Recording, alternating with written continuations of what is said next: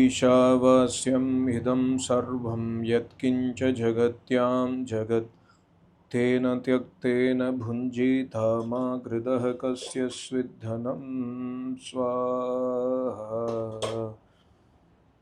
जो मनुष्य ईश्वर से डरते हैं कि यह हमको सदा सब ओर से देखता है, यह जगत ईश्वर से व्याप्त और सर्वत्र ईश्वर विद्यमान है, इस प्रकार व्यापक अंतर्यामी परमात्मा का निश्चय करके अन्याय के आचरण से किसी का कुछ भी द्रव्य ग्रहण नहीं किया चाहते, वे धर्मात्मा होकर इस लोक के सुख और परलोक में मुक्ति रूप सुख को प्राप्त करके सदा आनंद में रहें। ओम कुर्वन्नेवेह कर्माणि जिजीविषे चतं समाह एवं त्वयि नान्यते तो अस्ति न कर्म लिप्यते नरे स्वाहा।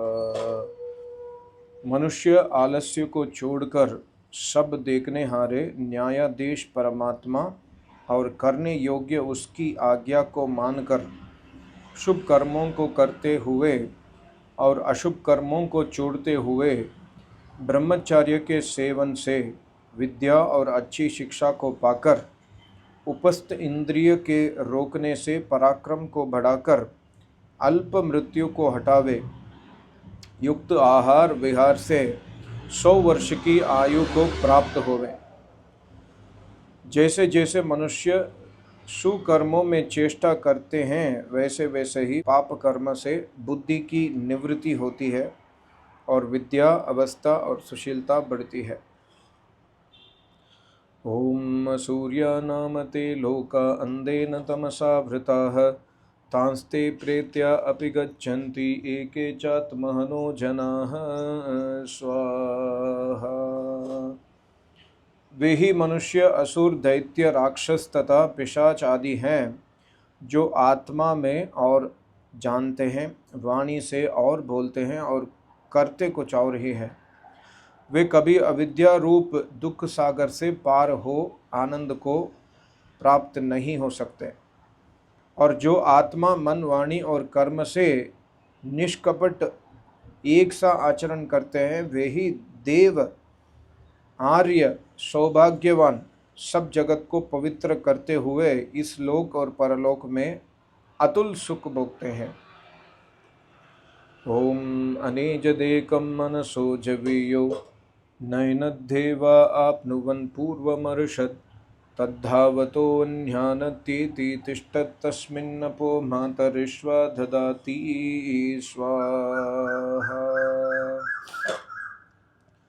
ब्रह्म के अनंत होने से जहाँ जहाँ मन जाता है, वहाँ वहाँ प्रथम से ही अभिव्याप्त पहले से ही स्थिर ब्रह्म वर्तमान है।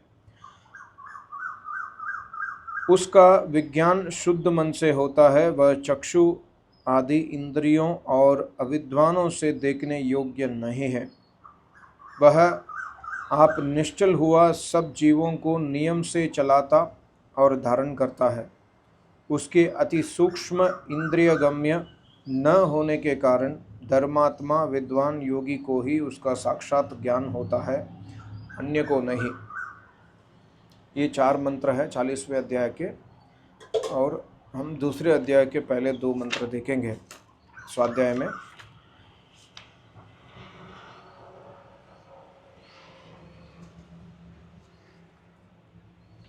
अतः द्वितीयो अध्यायः। ओम कृष्णो अस्याखयेरेष्टो अग्नये त्वा जुष्टं प्रोक्षामि वेदीरसि बर्हिषे त्वा जुष्टं प्रोक्षामि बर्हिरसि सृगभयस्तवा जुष्टं प्रोक्षामि स्वाहा। इस मंत्र का भावार्थ ईश्वर उपदेश करता है कि सब मनुष्यों को वेदी बनाकर, वेदी मतलब हवन कुंड बनाकर, और पात्र आदि होम की सामग्री लेके उस हवि को अच्छी प्रकार शुद्ध कर तथा अग्नि में होम करके किया हुआ यज्ञ वर्षा के शुद्ध जल से सब औषधियों को पुष्ट करता है। उस यज्ञ के अनुष्ठान से सब प्राणियों को नित्य सुख देना मनुष्यों का परम धर्म है। उस यज्ञ के अनुष्ठान से सब प्राणियों को नित्य सुख देना मनुष्यों का परम धर्म है। ओम आदित्यै वयुन्धनमसि विष्णु स्तूपो अस्यूर्णं रधसं त्वास्तृणामि स्वस्तां देवेभ्यो भुवपतये स्वाहा भुवनपतये स्वाहा भूतानां पतये स्वाहा।